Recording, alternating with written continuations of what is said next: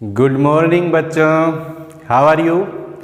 बच्चों आज हम शुरू करेंगे कृषि रसायन विज्ञान का चैप्टर नंबर 3। इस चैप्टर का नाम है मृदा कोलाइड। ठीक है, तो हम यहाँ मृदा कोलाइड के बारे में चर्चा करेंगे। क्या होते हैं मृदा कोलाइड। पहले हम बात करते हैं कोलाइड की। देखो, एक साइंटिस्ट थे थॉमस ग्राहम। थॉमस ग्राहम को कोलाइड रसायन का जनक माना जाता है। कोलाइड रसायन के जनक कौन हैं? Thomas Graham. ये ध्यान रखेंगे आप। कोलाइड रसायन के जनक का क्या नाम है? Thomas Graham. ठीक है, ये सबको याद होना चाहिए। थॉमस ग्राहम ने क्या बताया कि पदार्थ दो प्रकार के होते हैं। एक तो होते हैं क्रिस्टलाभ, जिसको क्रिस्टलॉयड भी कहते हैं। ठीक है, और एक होते हैं कोलाइड। दो तरह के पदार्थ होते हैं थॉमस ग्राहम के अनुसार। ये किस आधार पर बताया इन्होंने? जंतु झिल्ली में विसरण के आधार पर। जंतु की कोशिका झिल्ली है, ठीक है, या कोई अर्धपारगम्य झिल्ली है। उस अर्धपारगम्य झिल्ली में विसरण के आधार पर दो प्रकार के पदार्थ होते हैं, एक तो क्रिस्टलाभ और एक कोलाइड। ठीक है, क्रिस्टलाभ ऐसे पदार्थ होते हैं जो जंतु झिल्ली से क्या हो जाते हैं? विसरित हो जाते हैं, उसमें से वो पार हो जाते हैं। जैसे जंतु झिल्ली में इनको डालेंगे तो जंतु झिल्ली में से ये बाहर निकल जाएंगे। ठीक है, विसरित हो जाएंगे। ठीक, तो ये ध्यान रखेंगे। क्रिस्टलॉइड तो क्या होते हैं? जंतु झिल्ली से क्या हो जाते हैं? विसरित हो जाते हैं। और कोलाइड ये जंतु झिल्ली से विसरित नहीं होते हैं। अगर इनको हम जंतु झिल्ली में डालेंगे, जंतु झिल्ली के ऊपर डालेंगे, तो ये उसमें से पार नहीं होते, उसमें से इनका विसरण नहीं होता है। ठीक है, समझ में आ गया क्रिस्टलाभ और कोलाइड। क्रिस्टलाभ और कोलाइड एक तरह से पदार्थ के क्या हैं? विलयन होते हैं। मान लीजिए हमने क्या किया, जल के अंदर किसको घोल दिया? नमक। नमक का सूत्र क्या होता है? NaCl। जल के अंदर नमक घोल करके उसका विलयन बनाया। जल के अंदर जब नमक को घोल करके विलयन बनाते हैं ना, तो वो क्या होता है? क्रिस्टलाभ होता है। क्या होता है वो? क्रिस्टलाभ। इसको अगर हम जंतु झिल्ली पर डालेंगे तो ये उसमें से विसरित हो जाएंगे। अगर हम NaCl का विलयन बनाएं, नमक का विलयन बनाएं, किसमें? एल्कोहल में। किस में बनाएं? एल्कोहल में। ये तो किस में बनाया था हमने? जल के अंदर। अगर NaCl का एल्कोहल में विलयन बनाए तो वो बन जाता है कोलाइड। क्या बन जाता है वो? कोलाइड बन जाता है। अगर हम जंतु झिल्ली पर डालते हैं तो ये जंतु झिल्ली में से विसरित नहीं होते हैं, उसमें से पार नहीं होते हैं। ठीक है, पदार्थ एक ही है, इधर भी NaCl है जल के अंदर, वो तो क्या है? क्रिस्टलाभ। और NaCl का एल्कोहल में विलयन बना दिया तो वो क्या बन गया? कोलाइड। ठीक है, ये बताया किसने? थॉमस ग्राहम ने। इसका मतलब क्या हुआ? कोलाइड कोई पदार्थ नहीं होता है। थॉमस ग्राहम ने तो क्या कहा कि पदार्थ दो प्रकार के हैं जंतु झिल्ली में विसरण के आधार पर, एक तो क्रिस्टलॉइड और एक कोलाइड। जो जंतु झिल्ली से विसरित हो जाएं वो तो है क्रिस्टलॉइड, और जो जंतु झिल्ली से विसरित नहीं हो वो है कोलाइड। अब यहाँ हमने एग्जाम्पल देखा कि NaCl का जलीय विलयन तो क्या है? क्रिस्टलाभ, और NaCl का एल्कोहल में विलयन क्या है? कोलाइड। यानी पदार्थ तो एक ही है, यहाँ पर भी NaCl है, यहाँ पर भी NaCl है ना। तो ये पदार्थ की क्या हो गई? एक अवस्था। कोलाइड कोई पदार्थ नहीं होता, कोलाइड क्या है? पदार्थ की एक अवस्था है। ये ध्यान रखेंगे आप। ठीक, हम यहाँ बात करेंगे किसकी? मृदा कोलाइड की। इस चैप्टर में हम किसकी बात कर रहे हैं बच्चों? मृदा कोलाइड की। और यहाँ पर जो कोलाइडल कण होते हैं, जो मृदा के कण होते हैं, उनका आकार कितना होता है? 1.0 से 100 मिली माइक्रोन होता है। 1.0 से कितना होता है? 100 मिली माइक्रोन होता है। मृदा कोलाइड में मृदा के कणों का आकार या कोलाइडल कणों का आकार कितना होता है? 1.0 से 100 मिली माइक्रोन होता है। जिसको याद रखेंगे आप, ठीक है। तो मृदा का कोलाइड जिसमें मृदा कणों का आकार 1.0 से 100 मिली माइक्रोन होता है, ठीक है। अब मृदा कोलाइड में कौन कौन से गुण पाए जाते हैं? देखो, मृदा कोलाइड के गुण और कोलाइड के गुण, एक तो होता है सामान्य कोलाइड, एक मृदा का कोलाइड। तो मृदा कोलाइड के गुण कोलाइड के गुणों के क्या रहते हैं? समान ही रहते हैं। कुछ गुण मृदा कोलाइड के अलग होते हैं जो सभी कोलाइडों में नहीं पाए जाते हैं। तो पहले तो हम उन गुणों की बात करेंगे जो सभी कोलाइड दर्शाते हैं, ठीक। पहले बात करें हम विषमांगी प्रकृति की या विषमांगता की। विषमांगी प्रकृति, देखो मृदा कोलाइड जो होते हैं वो विषमांगी होते हैं। कोलाइड कैसे होते हैं? विषमांगी होते हैं। विषमांगी का मतलब क्या है? जैसे हमने मृदा को जल के अंदर घोल दिया, ठीक है। तो मृदा को जल के अंदर घोल देते हैं तो हमें पता लग जाता है कि किसी द्रव के अंदर, जल के अंदर मृदा घुली हुई है। हमें उसको बाहर से देखने पर पता लग जाएगा कि मृदा किसके अंदर घुली हुई है? जल के अंदर घुली हुई है। यानी उसमें हमें दो प्रावस्थाएं दिख जाती हैं साफ साफ। एक द्रव प्रावस्था दिख जाती है और उसमें एक ठोस प्रावस्था जो मृदा है वो हमें स्पष्ट रूप से पता लग जाती है, ठीक है। तो यहाँ दो प्रावस्थाएं होती हैं मृदा कोलाइड में। एक को बोलते हैं हम अपकीर्ण प्रावस्था और एक को बोलते हैं अपकीर्ण माध्यम।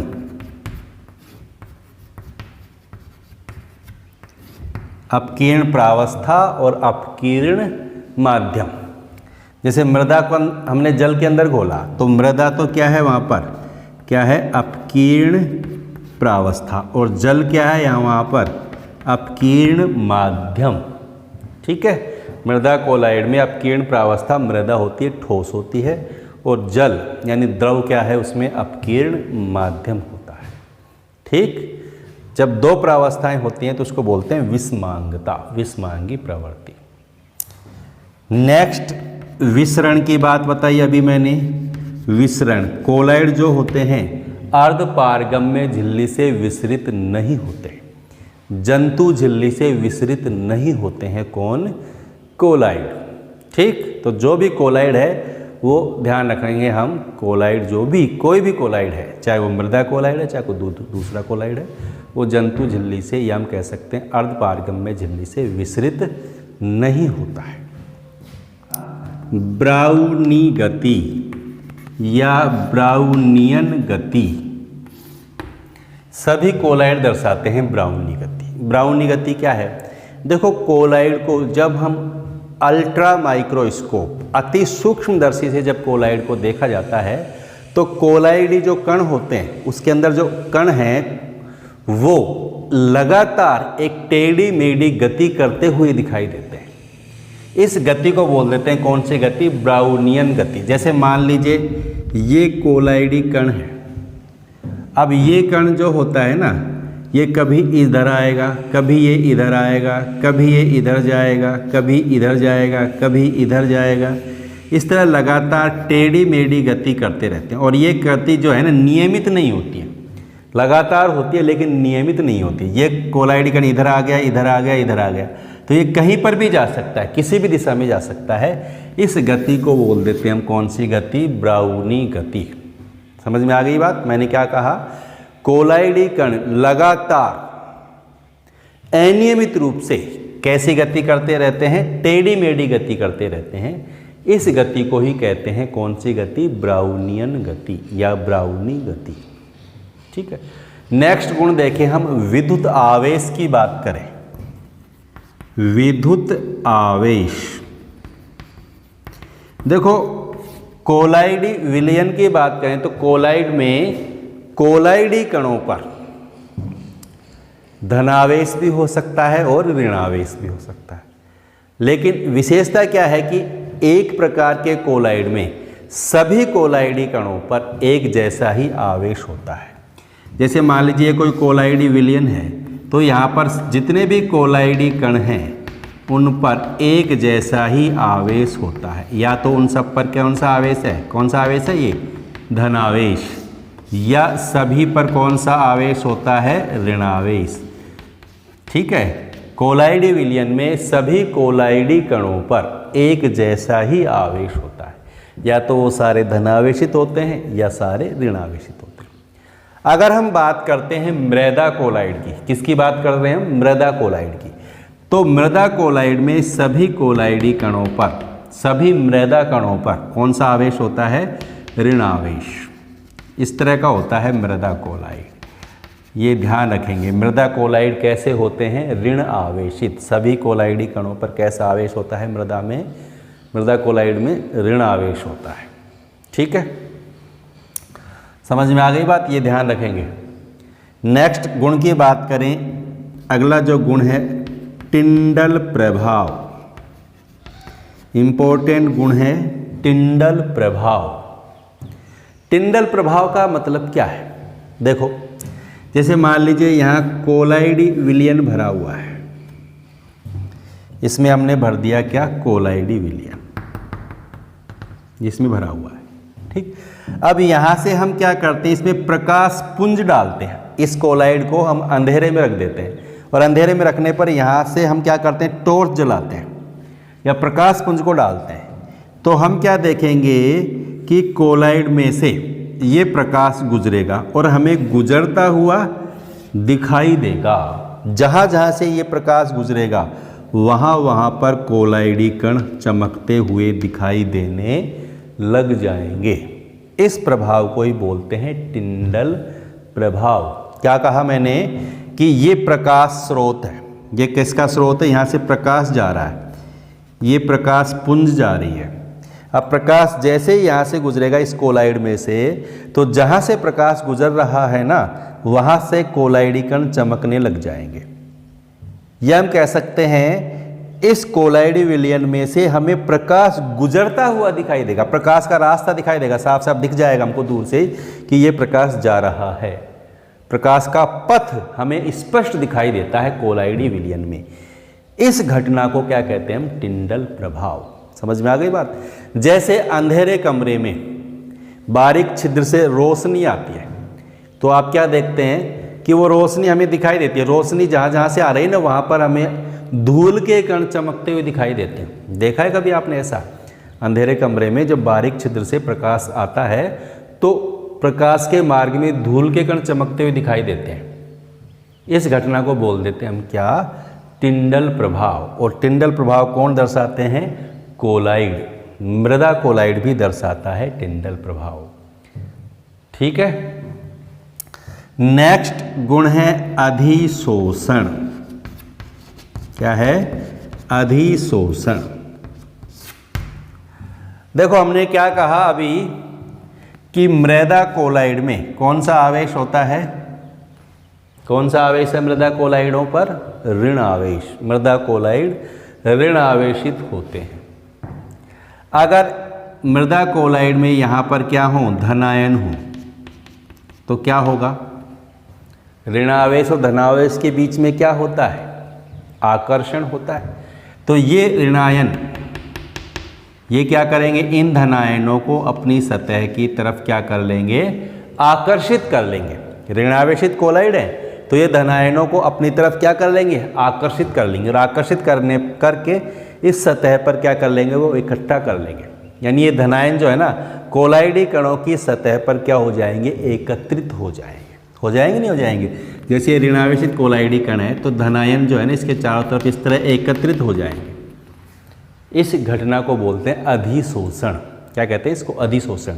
किसी पदार्थ की सतह पर दूसरे पदार्थ का आकर के जमा हो जाना, एकत्रित हो जाना ही क्या है, अधिशोषण है।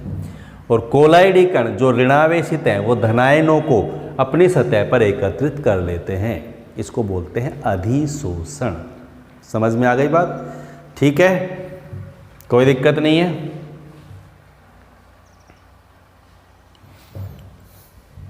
अवक्षेपण, अवक्षेपण का मतलब क्या होता है? पदार्थ का नीचे जम जाना, क्या कहलाता है? अवक्षेपण। जैसे ये कोलाइड है, कौन सा कोलाइड? मृदा कोलाइड की बात करते हैं। ये मृदा कोलाइड है। मृदा कोलाइड पर कौन सा आवेश होता है? ऋण आवेश होता है। ठीक है, ये मृदा के कोलाइडी कण है। अब इसमें क्या डाल दिया हम? कोई वैद्युत अपघटय पदार्थ डाल देते हैं। ठीक है, तो वैद्युत अपघटय पदार्थ डालने पर ये कोलाइडी कण नीचे, ये सारे के सारे नीचे बैठ जाएंगे, अवक्षेपित हो जाएंगे। इस घटना को बोलते हैं अवक्षेपण। समझ गए? कोलाइडी कण सारे के सारे ही नीचे जमा हो जाएंगे। कब? जब इसमें क्या डाल दिया हमने? वैद्युत अपघटय। अब क्यों हो जाएंगे? देखो, मैंने क्या कहा कि सभी कोलाइडी कणों पर ऋणावेश है। मृदा कोलाइडों पर सब पर कौन सा आवेश है? ऋणावेश। ऋणावेश होने के कारण इनके बीच में क्या होता है? प्रतिकर्षण। प्रतिकर्षण के कारण ये रहते हैं दूर दूर, सारे कैसे रहते हैं? दूर दूर रहते हैं। अब क्या किया हमने? इनके अंदर वैद्युत अपघटय पदार्थ मिला दिया। अब वैद्युत अपघटय पदार्थ कोई भी मिला दे, मान लीजिए हमने इसमें NaCl मिला दिया। NaCl एक वैद्युत अपघटय पदार्थ है। इसमें Na+ क्या है? धनायन, और Cl- क्या है? ऋणायन। तो ये क्या करेंगे? ये ऋणायन है, तो ये इस Na+ को अपनी सतह पर अधिशोषित कर लेंगे। ये Na+ इनके पास आ जाएगा। ठीक, ये Na+ इनके पास आ जाएगा, सबके पास प्लस आ जाएगा। और जब सबके पास प्लस आ जाएगा, क्योंकि ऋणावेश और धनावेश के बीच में आकर्षण है, तो ये धनायन को अपनी तरफ आकर्षित करके अधिशोषित कर लेंगे। तो ये माइनस, ये प्लस, ये माइनस, ये प्लस, प्लस माइनस जब साथ साथ आ जाएंगे तो क्या हो जाएंगे? उदासीन। ठीक है, प्लस और माइनस जब साथ साथ आ गए तो क्या हो गए? उदासीन। उदासीन होने के कारण ये सारे कण उदासीन हो जाएंगे, इसलिए ये सारे कण एक दूसरे के पास पास आकर के और बड़े कण का क्या कर लेंगे? निर्माण। बड़े, और बड़े का निर्माण करने के कारण क्या हो जाएंगे? ये नीचे बैठ जाएंगे। इसको ही क्या बोलते हैं अपन? अवक्षेपण कहते हैं। ठीक है, समझ में आ गई ना बात? मैंने क्या कहा कि इन पर समान आवेश है, कोलाइडी कणों पर माइनस आवेश है, और माइनस माइनस के बीच में प्रतिकर्षण होता है, इसलिए दूर दूर रहते हैं। लेकिन जब इसमें हमने वैद्युत अपघटय पदार्थ मिला दिया, तो वैद्युत अपघटय पदार्थ मिलाने पर ये कैसे हो गए? उदासीन हो गए। क्यों हो गए उदासीन? क्योंकि धनायनों को अपनी तरफ आकर्षित कर लेते हैं ये, इसलिए उदासीन हो जाते हैं। और उदासीन होने के कारण क्या हो गए? ये पास पास आ गए। पास पास होने के कारण क्या हो जाएंगे? नीचे बैठ जाएंगे, अवक्षेपण हो जाएगा इनका। ठीक है, कोई दिक्कत नहीं। तो ये अभी हमने जितने गुण पढ़े, ये सभी गुण सभी प्रकार के कोलाइड दर्शाते हैं। वो मृदा कोलाइड भी दर्शाते हैं और दूसरे कोलाइड भी दर्शाते हैं। कौन कौन से गुणों की बात की हमने? एक तो बात की हमने विषमांगी प्रवृत्ति की, ठीक है। दूसरी बात की हमने विसरण की। तीसरी बात की हमने ब्राउनियन गति की। चौथी बात की हमने टिंडल प्रभाव की। पांचवी बात की हमने अधिशोषण की। और छठी बात की हमने किसकी? अवक्षेपण की। ये जितने भी गुण हमने पढ़े हैं अब तक, ये सभी कोलाइड दर्शाते हैं, मृदा कोलाइड भी दर्शाता है। अब कुछ ऐसे गुण हैं जो केवल मृदा कोलाइड में ही पाए जाते हैं, दूसरे कोलाइडों में नहीं पाए जाते। जैसे सहसंजन व आसंजन का गुण। सहसंजन व आसंजन। सहसंजन और आसंजन का मतलब क्या है? सहसंजन का मतलब क्या है? समान गुण वाले अणुओं के मध्य आकर्षण। समान अणुओं के मध्य जो आकर्षण है वो क्या है? सहसंजन। क्या कहते हैं उसको? सहसंजन। और आसंजन का मतलब क्या है? असमान अणुओं के मध्य आकर्षण। असमान अणुओं के मध्य आकर्षण को क्या कहेंगे हम? आसंजन। ठीक, जैसे जल के अणु हैं, जल के दो अणुओं के बीच में आकर्षण है तो क्या बोलेंगे हम उसको? सहसंजन बोलेंगे। ठीक है ना।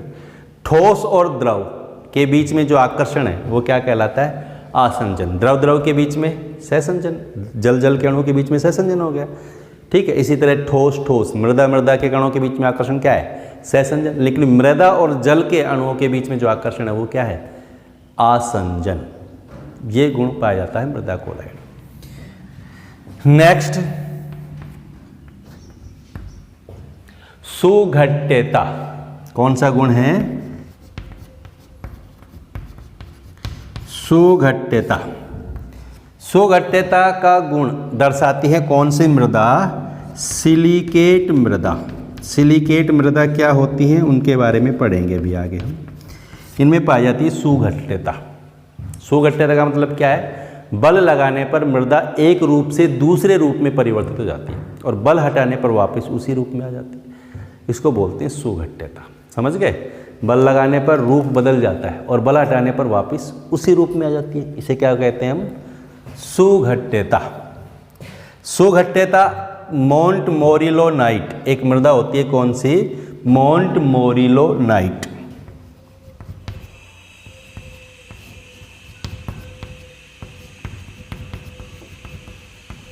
इसमें सुघट्यता का गुण सबसे ज्यादा होता है। सुघट्यता सर्वाधिक होती है मोंटमोरिलोनाइट में और सबसे कम होती है किसमें? केओलिनाइट में। केओलिनाइट में सबसे कम होती है। अब मोंटमोरिलोनाइट क्या होता है, केओलिनाइट क्या होता है, नेक्स्ट टॉपिक में हम इनके बारे में बात करेंगे। ठीक है, तो इसमें सुघट्यता सबसे कम होती है। सबसे ज़्यादा मोंटमोरिलोनाइट की सुघट्यता है और सबसे कम केओलिनाइट की सुघट्यता है। ठीक है, समझ में आ गई बात। अब नेक्स्ट गुण की बात करें, उर्णिपिंडन व विउर्णिपिंडन।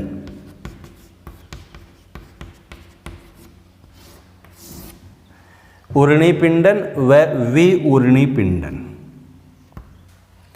उर्णिपिंडन विउर्णिपिंडन का मतलब क्या है? देखो मैंने क्या बताया कि मृदा कोलाइड में जो कोलाइडल कण हैं, मृदा के जो कोलाइडल कण हैं उन पर ऋणावेश होता है और ऋणावेश होने के कारण ये एक दूसरे से दूर दूर रहते हैं। लेकिन जब इसमें हमने क्या किया, वैद्युत अपघटन मिलाया तो ये क्या हो जाते हैं? उदासीन। उदासीन होने के कारण एक दूसरे के पास पास आ जाते हैं, एक दूसरे से समुच्चय बना लेते हैं। बड़ा समुच्चय का मतलब समूह बना लेते हैं पास पास आकर के। इसको बोल देते हैं उर्णिपिंडन। क्या बोल देते हैं इसको? उर्णिपिंडन कह देते हैं। समझ में आ गई क्या कहा मैंने?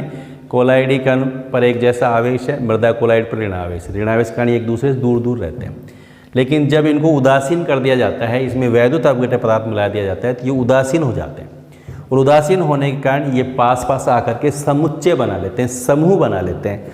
इसको बोलते हैं उर्णिपिंडन। और उर्णिपिंडन का उल्टा क्या होता है? विउर्णिपिंडन। यानी ये समुच्चय जो बनता है, अणु पास पास जो आते हैं, इनका वापस दूर दूर हटना क्या हो जाता है? विउर्णिपिंडन।